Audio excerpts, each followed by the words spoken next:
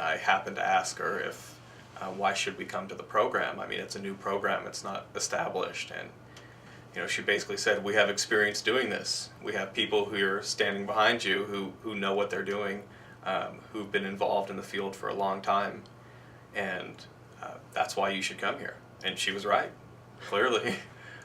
Being able to work with her from that first year, being able to work with Scott Decker that first year, it's been really rewarding.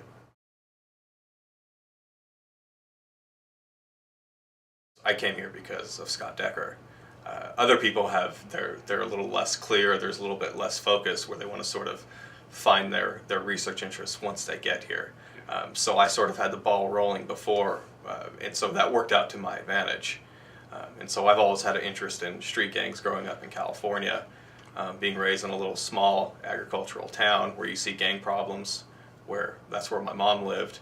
Whereas where my dad lived in the Bay Area, you see the same sort of gang problems. And so sort of understanding that contrast between very culturally, demographically, and industry-wise areas, the same sort of problems emerging.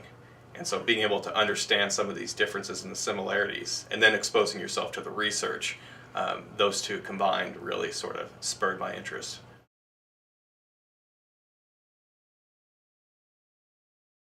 Probably some of my most memorable experiences here at ASU were simply going to a faculty member's office for a quick question, just one clarification on something, and that turns into a 2-hour conversation about a range of different theoretical ideas or a manuscript idea, and that just sort of tells you what they're willing to do, how much time they're willing to put into, because these are very busy people.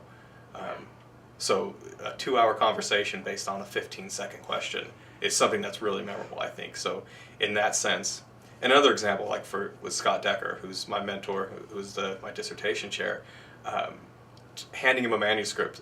Will you take a look at this, expecting to get it 1 week or 2 weeks later? This is a 40-page paper, and the next day I find something on my desk, marked up comments throughout the entire paper. And this is the director of the program, responsible for a number of PhD students that he's their chair, teaching, and his administrative roles. So that's something that you come to expect after a few years. It is a lot of work, and it is overwhelming at times. I think talking with several of the other students, there's always that first week or two where you sort of freak out and try to figure out, how am I going to get this all accomplished in the matter of 15 weeks? But it just happens. It all comes together. So to give you an example, when I was probably in my second or third semester, I was taking 3 PhD courses. I was teaching 2 undergraduate courses, not as a teaching assistant. I was the lead instructor of it. And I was able to put out 4 manuscripts for review. So, I mean, during that time, I was putting in 60, 70 hours a week easily. But it all made sense. It all worked out. But it's just a sort of a testament to being able to work hard and balancing your time. The first tip would be just be willing to work hard, because that would lead to probably my second point, is that will expose you and introduce opportunities.